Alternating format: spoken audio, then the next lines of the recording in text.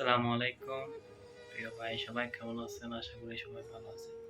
তো আজকে আমি যে বিষয়টা নিয়ে কথা বলবো সেটা হচ্ছে মানুষ ওমানে কেন আসে? মানুষ ওমানে বা যেকোনো মিডল ইস্টের আরব রাষ্ট্রগুলোতে কেন আসে?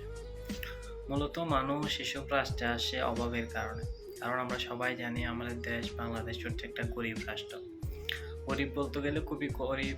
অনেক ছেলে-মেয়ে বেকার, inter pass, degree pass, honours pass, master pass করে পর্যন্ত একটা ৳১০,০০০ বেতনের চাকরি পাইতেছে না।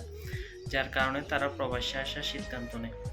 এমন অনেক ছেলে-মেয়ে আছে যারা ডিপ্রেশনে চলে যায় ইন্টার পাস, ডিগ্রি পাস করার পর যখন ফ্যামিলি থেকে বলে যে আমি তোমাকে আর ভরণ-পোষণ বা পড়ালেখার জন্য যে খরচটা দিতে হয় সেটা দিতে পারবো না। তখন তারা ডিপ্রেশনে চলে যায়। অনেকে অনেক সময় চিন্তা করে আত্মহত্যা করে ফেলে। এরকমও অনেকের মনের মধ্যে আছে, চিন্তা আসে। আমি নিজেও তার ভুক্তভোগী। আমি ডিগ্রি রানিং অবস্থায় প্রবাসে চলে আসছি। কারণ যখন আমি ডিগ্রি পড়তেছিলাম তখন আমার ফ্যামিলির অবস্থা ছিল খুবই খারাপ, শোচনীয়। ফ্যামিলির অবস্থা দেখে আমি সিদ্ধান্ত নিয়ে আমি প্রবাসে চলে যাব। কারণ দেশে অনেক ঘোরাঘুরি করেছি। যখন ইন্টার পাস করলাম তখন ফ্যামিলি থেকে চাপ দিচ্ছে যে এত বড় ছেলে বসে বসে আছে, কোনো কাজ করতেছে না। সমাজের লোকেরাও বলে যে ছেলেটা কিছু করতেছে না, বয়স হয়ে যাচ্ছে, কোনো কাজ কাম করতেছে না। এভাবে চলতে থাকলে হয়তো সে কী করবে, ভবিষ্যতেও কিছু করতে পারবে না। যখন অনেক পরিমাণে হতাশ হওয়ার পর তখন চিন্তা করলাম কি করতে পারি? দেশে অনেক ঘোরাঘুরি করেছি, অনেকের দ্বারে ঘুরেছি। কিন্তু কোথাও কোনো চাকরি পাই নাই। আমি ইন্টার পাস করার পর আমি চিন্তা করেছিলাম দেশে যদি ৳১০,০০০ বেতনের একটা চাকরি পাই, তাহলে অন্ততপক্ষে নিজের লেখাপড়ার খরচাটা চালিয়ে নিজে কোনোরকম বেঁচে থাকতে পারবো। কিন্তু সেটাও আমি পাই নাই দেশের মধ্যে। যার কারণে বাধ্য হয়ে প্রবাসে চলে আসছি। আলহামদুলিল্লাহ প্রবাসে এসে অনেক ভালো ইনকাম করতেছি দেশের তুলনায়, যেটা বাংলাদেশের তুলনায় অনেক ভালো এখানকার পরিস্থিতি। আর আমরা সবাই জানি আরব রাষ্ট্রগুলোতে আসলে একটু কষ্ট করলে এখানে টাকার অভাব হয় না। এখানে প্রচুর ইনকাম আছে। বাংলাদেশে হয়তো আপনি ইন্টার পাস করে একটা ৳১০,০০০ বেতনের চাকরি জোগাড় করতে আপনার অনেক কষ্ট হয়ে যাবে।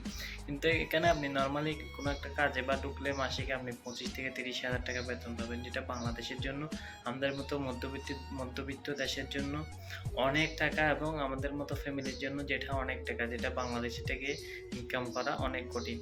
আমরা সবাই জানি যখন আমরা লেখাপড়াটা করি ইন্টার পাস বা অনার্স পাস বা ডিগ্রিতে রানিং অবস্থায় যখন থাকি, তখন আমরা লজ্জায় বা মানুষ কী বলবে সেটা ভেবে কোনো ছোটোখাটো কাজ করতে পারি না।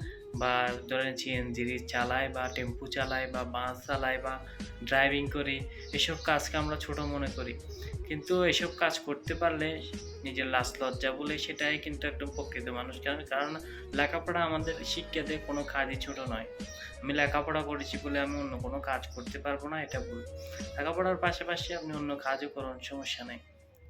তো এটা হচ্ছে মূল কথা। আমরা প্রবাসে আসি মূলত অভাবের কারণে।